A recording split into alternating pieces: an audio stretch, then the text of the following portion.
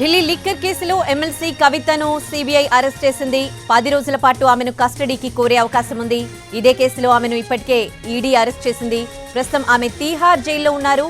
Court అనుమతి తీసుకుని liquor స్కామ్లో ఈ నెల 6న తీహార్ జైలుకు వెళ్లి కవితను ప్రశ్నించారు సిబిఐ అధికారులు.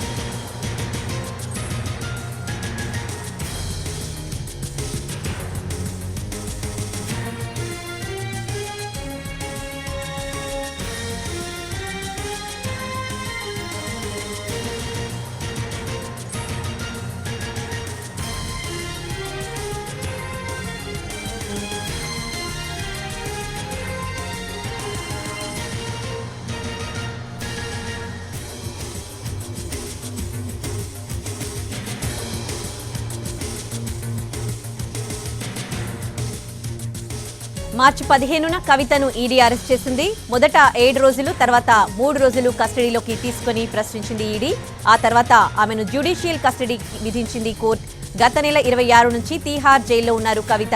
ఆమె జ్యుడిషియల్ రిమాండ్ను ఈ నెల 23 వరకు పొడిగించింది కోర్టు.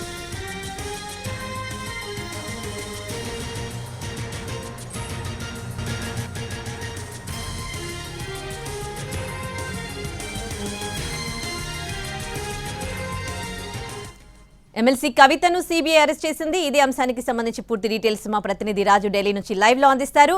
రాజు,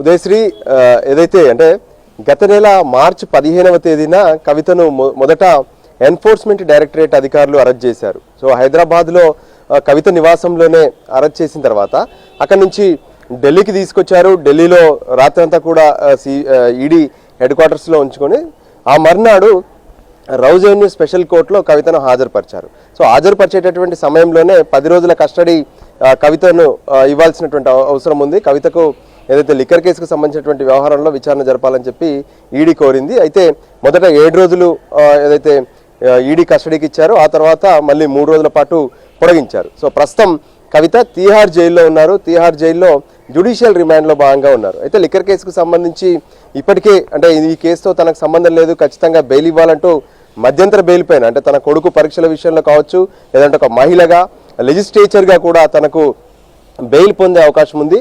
ఖచ్చితంగా బెయిల్ కావాలని చెప్పి కోర్టును ఆశ్రయించారు. అయితే కోర్టులో కవితకు మధ్యంతర బెయిల్ దక్కలేదు, ఊరట లభించలేదు. దాంతో తిరిగి అంటే ఏదైతే రెగ్యులర్ బెయిల్ పైన కూడా వాదనలు వినాలి, రెగ్యులర్ బెయిల్ను విచారించండి అని చెప్పి కోర్టును ఆశ్రయించారు. అయితే దానికి సంబంధించి కూడా 16వ తేదీన కవిత రెగ్యులర్ బెయిల్ పైన ట్రయల్ కోర్టు అంటే రౌజ్ అవెన్యూ స్పెషల్ కోర్టులో విచారణ జరగబోతుంది. సో ఇంతలోనే సిబిఐ ఈ గ్రౌండ్లోకి ఎంటర్ అయిందని చెప్పుకోవచ్చు. అంటే మొదటి నుంచి సిబిఐ లిక్కర్ కేసుకు సంబంధించి మొదట అసలు కేసు నమోదు చేసిందే సిబిఐ అయినప్పటికీ కూడా సో ఇప్పుడు మళ్ళీ సిబిఐ ఎంటర్ అయింది. సిబిఐ కవితను తీహార్ జైలు అదుపులోకి తీసుకున్నారు.